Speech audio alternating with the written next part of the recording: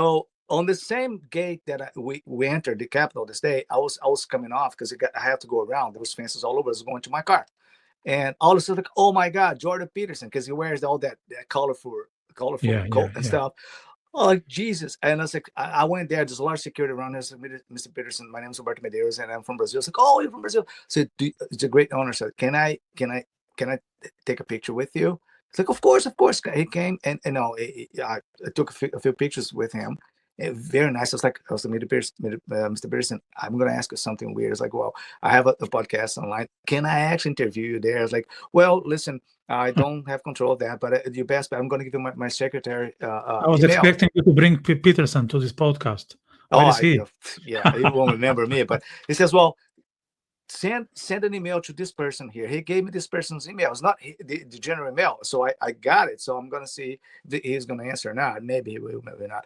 Great guy, very nice guy. Is taller than I am. I'm 178. He's probably 185 or something. Skinny guy, Yeah. very skinny guy. Very nice. And I spoke with him for like 5 minutes or so, maybe not even, because there's a lot of people around him, and the White House security was there with him. So one guy came, so I'm so sorry, gotta go with the raids and stuff, because they brought him over to the next. You couldn't get there with the car, so they brought him over to the limo. But it was the greatest thing, man. I was like, I could not believe. All of a sudden he was in front of me, and I jumped at it. I was like, I gotta go there. So it seems that he is very approachable, even though Oh he's, yeah. you know, Oh yeah. uh, every time he's out, there's always someone wants to talk to him. Like many people in his shoes at this point of time, they'll be tired, but it seems that he managed No, people pretty well. no. Before I went there, there's a couple of young people and a kid. I was like, yeah, come here and stuff. And the security, they had a time frame, I believe, to bring him over to this limo, and because they closed the road just to get him there. And the guy was like, let's go. And it was no. And he took pictures of everybody. He took like 2 or 3 minutes to talk to me, although the security was trying to push him out. And he says, well, write this email that I'm going to give you. So I taped it actually. I was like, okay. So I'm gonna try. But he's very, very nice. I walked behind him for like a block, and there's a lot of people come and say hello. He was all hi and stuff. He was very nice. He had a couple of people with him. I believe it was his daughter. I could be wrong. I don't know his daughter very well, but I'll tell you, very, very nice guy. You know. Yeah, that's one of those things like you never forget. I saw him live in one of his shows here in Dublin. Mhm. So I went to a lecture in a huge venue. Actually, it's a venue as big as um, for the for the big rock bands like Simple Minds Mhm. and others. They played there. So there'll be maybe, I don't know, maybe 10,000 people, if not more. It was Mhm. amazing. And one of the things that I will never forget was is his voice. Like he was so real. You could see that he was 100% there. He was not like uh, doing as a favor. He was not just performing a role. No, he was putting himself there in front of us and trying to be as transparent as you can in front of 10,000 people. And his voice sounded so near. I don't know. It's beyond everything I can describe. I never felt when I listened to a lecture that the person was so dedicated like he was. He's very passionate about this stuff.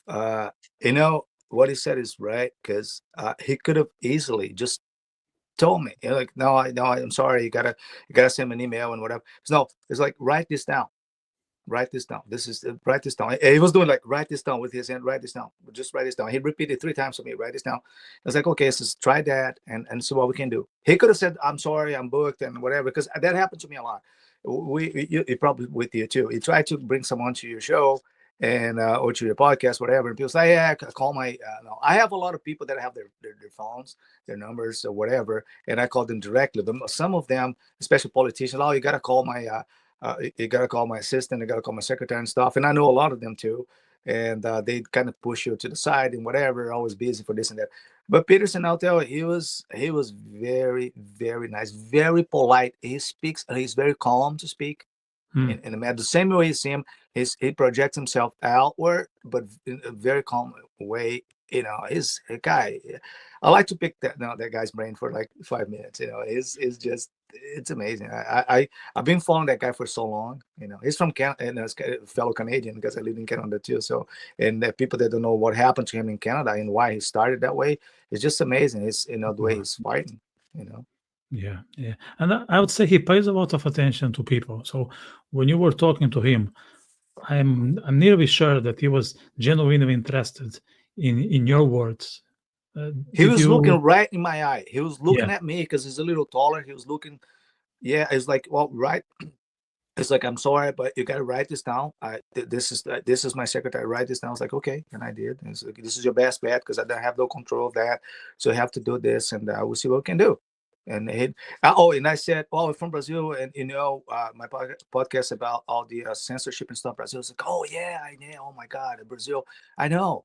And he answered, he's aware of that, because I believe he interviewed Eduardo Eduardo Bolsonaro. Bolsonaro. Yeah, so he Yeah, he knows. did. Yeah, But yeah, he yeah. was right there, man. He was, I thought And the he other was guy right who there. is also in the exile, not Pedro, I can't remember now his name. It's not Alan Duchamp, but it's almost as relevant as Figueiredo. Paul Figueiredo, I think.